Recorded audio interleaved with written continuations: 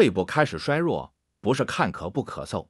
医生在告诫，若有似异常或已衰弱。今天必须和大家严肃地聊一聊肺部健康这个至关重要的话题。在开始之前，我想先表明我的态度，这可不是在危言耸听，而是真真切切地关系到我们每一个人的生活质量和生命安全。在日常生活中，肺部的健康常常被我们抛诸脑后，尤其是随着年龄的增长，很多人会把咳嗽、呼吸急促这些症状当作是再正常不过的事情。特别是在那些空气污染严重的城市，走在大街上，时不时就能听到几声咳嗽，大家都觉得有点小咳嗽或者喘不过气，不过是生活里的小毛病，忍一忍就过去了。可事实真的如此吗？其实，并不是每一个小小的不适都可以被轻易忽略，尤其是肺部健康。肺部问题的出现往往比我们想象中更加隐蔽，它不会像暴风雨一样突然来袭，而是像一场悄无声息的细雨，在没有剧烈症状的情况下，慢慢侵蚀着我们的身体。等到症状明显时，往往已经进入了较为严重的阶段。就像温水煮青蛙，等我们察觉到危险，可能已经来不及了。作为一名在医院工作多年的医生，我见过太多这样的病例，也见证了太多患者因为忽视肺部健康而付出沉重的代价。很多人都存在这样的误区，觉得只要不咳嗽、不喘气，肺就不会出问题。然而，肺脏出现问题的初期，症状绝不仅仅局限于咳嗽或者呼吸困难，还有许多容易被我们忽视的迹象。疲劳和无力，身体发出的无声警报。在我诊治过的众多患者中，有相当一部分人都有过类似的经历。他们外表看起来和常人无异，也不觉得自己有什么严重的健康问题，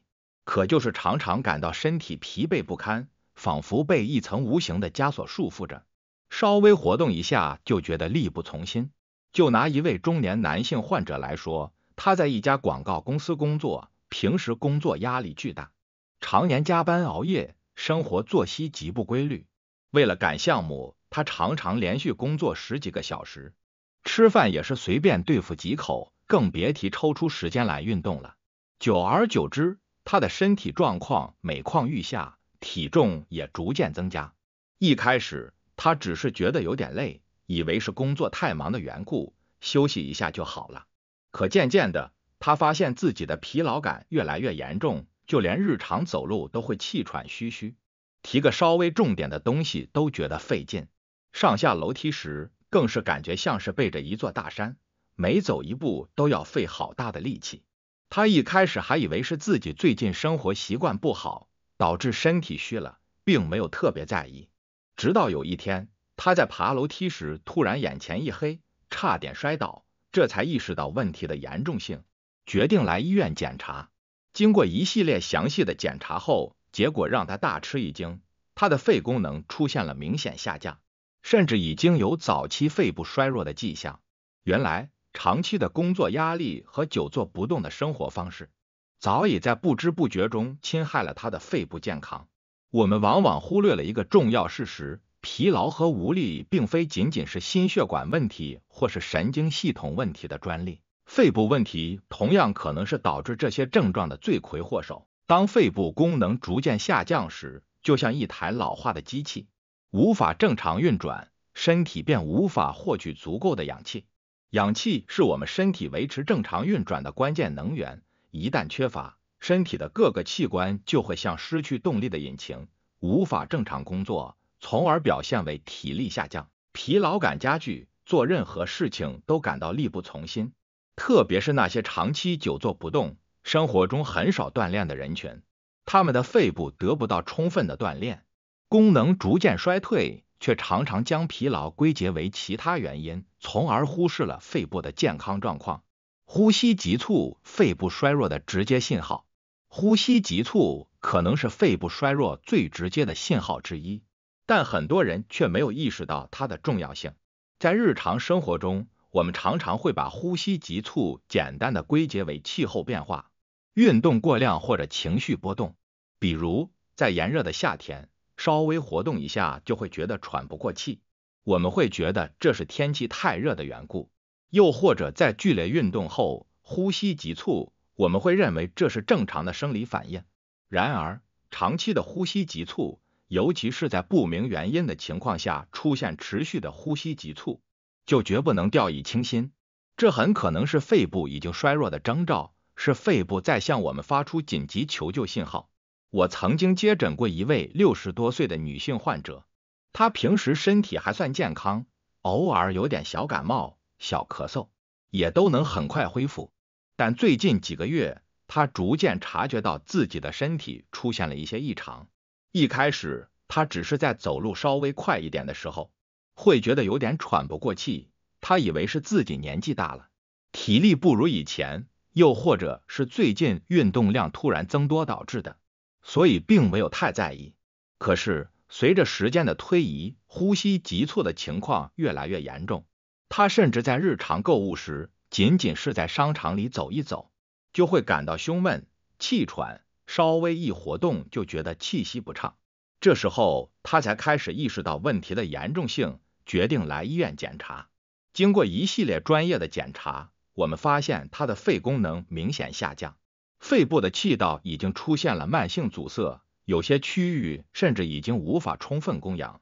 这意味着她的肺部已经受到了严重的损伤，而这一切都是因为她长期忽视了呼吸急促这个重要的信号。我耐心地向她解释，这并不是简单的体力差或者气候原因，更多的是由于长期未加重视的肺部健康问题，导致了肺部功能的逐渐衰退。尽管她年纪稍长，但她的呼吸急促并非单纯的年老引起，而是肺部发出的危险警报。她的症状也给我们所有人敲响了警钟。呼吸急促和气短是肺部功能衰弱的常见表现，尤其是当这些症状在没有明显原因的情况下持续存在时，我们一定要提高警惕，及时就医检查，千万不能心存侥幸。咳嗽和歌痰不容忽视的健康警示。咳嗽和歌痰是我们最常见的呼吸道症状，几乎每个人都曾经经历过。很多人也许会觉得